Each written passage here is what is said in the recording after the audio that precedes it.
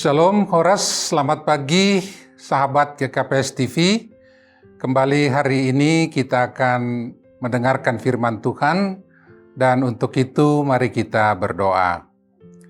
Ya Yesus, kami bersyukur untuk semua kasih karunia Tuhan yang tercurah kepada kami, terlebih pemeliharaanmu dalam kehidupan sehingga kami boleh berjalan di jalan Tuhan.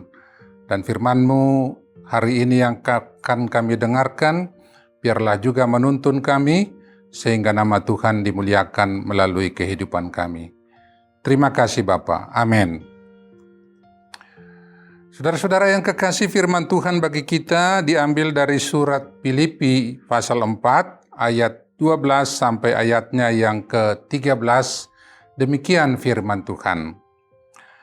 Aku tahu apa itu kekurangan, dan aku tahu apa itu kelimpahan. Dalam segala hal dan dalam segala perkara, tidak ada sesuatu yang merupakan rahasia bagiku. Baik dalam hal kenyang maupun dalam hal kelaparan, baik dalam hal kelimpahan maupun dalam hal kekurangan.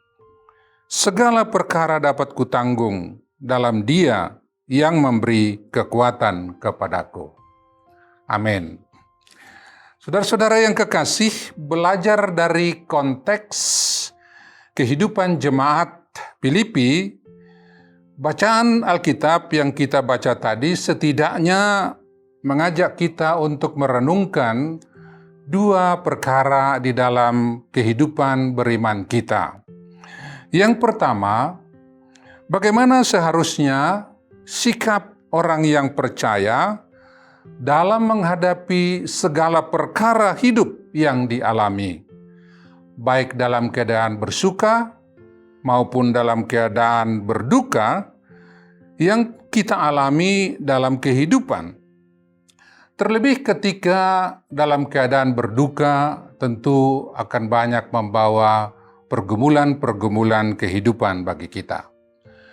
Yang kedua, saudara-saudara, tentang pemberian atau persembahan bagi orang lain, terlebih kepada gereja dan hamba-hamba Tuhan, sebagaimana yang dilakukan jemaat Filipi kepada Rasul Paulus. Menyikapi kedua hal itu, kita akan belajar dari sikap Rasul Paulus sendiri sebagai cerminan orang yang percaya terhadap kenyataan kehidupan. Saudara-saudara yang kekasih, yang pertama, di dalam menghadapi segala perkara kehidupan, Rasul Paulus bersaksi bahwa berbagai macam situasi kehidupan telah dialami dan dilaluinya. Dia berkata, baik dalam hal kenyang maupun dalam hal kelaparan, baik dalam hal kelimpahan maupun dalam hal kekurangan, tidak merupakan rahasia baginya, oleh karena semua itu telah dialaminya. Dan tentu pengalaman-pengalaman hidup ini tidak menyangkut hanya soal pemenuhan kebutuhan hidup, tetapi terlebih juga terhadap penderitaan lain yang dialami, seperti penganiayaan atau permusuhan orang-orang kepadanya, bahkan sampai dia dipenjarakan oleh karena pemberitaan firman Tuhan yang dilakukannya. Terhadap semua itu, dia bersaksi, oleh karena kasih karunia Allah, ia dapat menanggung dalam Tuhan yang memberi kekuatan kepadanya. Bahkan tidak hanya semua itu dapat ia tanggung, tetapi ia juga dapat bersuka cita atasnya. Ia tidak kehilangan damai sejahtera Tuhan yang tercurah kepadanya. Karena itu, ia pun berkata kepada jemaat Filipi seperti yang tertulis dalam ayat 4 dan ayat yang ke-7, di sana dikatakan, bersukacitalah senantiasa di dalam Tuhan. Sekali lagi kukatakan, bersukacitalah. Dan damai sejahtera Allah yang melampaui segala akal akan memelihara hati dan pikiranmu dalam Kristus. Saudara-saudara, tentu Rasul Paulus dapat berkata demikian kepada jemaat Filipi, oleh karena ia sendiri sudah mengalami dan mendapatkan sukacita dan damai Tuhan itu di tengah segala perkara hidup yang ia alami. Dan rahasia dari sukacita, damai sejahtera, dan kekuatannya menghadapi segala perkara itu adalah persekutuannya dengan Tuhan Yesus sendiri. Tuhan Yesus yang menjadi dasar dan pusat hidupnya. Hal itulah juga yang ditegaskan dalam pasal 1 ayat 21a. Di sana dikatakan, bagiku hidup adalah Kristus.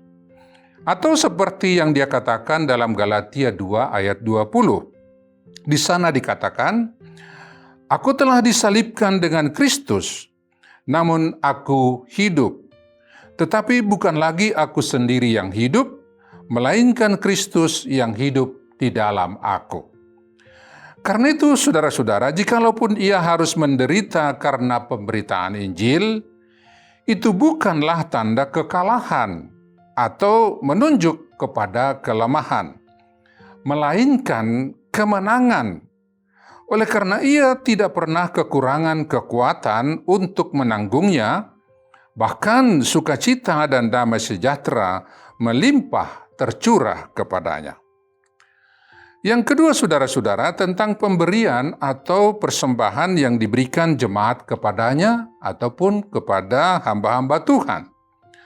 Oleh karena segala sesuatu dapat ia tanggung dalam Tuhan yang memberi kekuatan kepadanya, ia menasehatkan, janganlah pemberian itu berdasar kepada rasa kasihan mereka oleh karena penderitaannya. Hal itu tidak berarti Paulus tidak bersyukur atas perhatian dan pemberian mereka. Tetapi karena pemberian itu adalah menunjukkan iman jemaat yang bertumbuh kepada Tuhan. Pemberian itu adalah buah iman jemaat kepada Tuhan. Dan karenanya pemberian itu akan memberi keuntungan bagi jemaat. Itulah yang Paulus katakan juga dalam ayat 17. Di sana dikatakan, tetapi yang kuutamakan bukanlah pemberian itu, melainkan buahnya, yang makin memperbesar keuntunganmu. Di pihak lain, memberikan oleh karena buah iman kepada Tuhan adalah persembahan yang harum, yang disukai dan yang berkenan kepada Allah. Dan karena itu, mereka yang memberi tidak akan berkekurangan. Sebagaimana Rasul Paulus juga mengatakan dalam ayat 19 sampai ayatnya yang ke-20.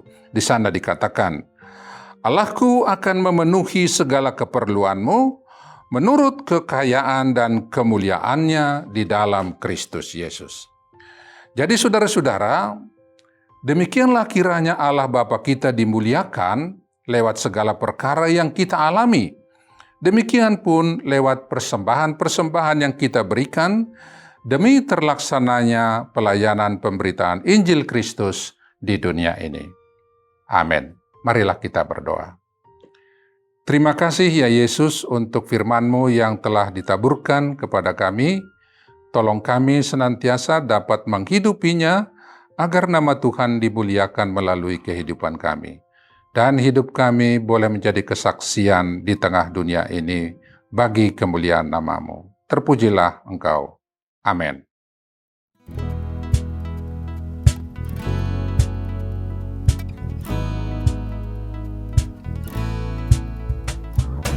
Kuatkan dan teguhkan hatimu. Jangan takut dan tawar hati, sebab Tuhan besertamu.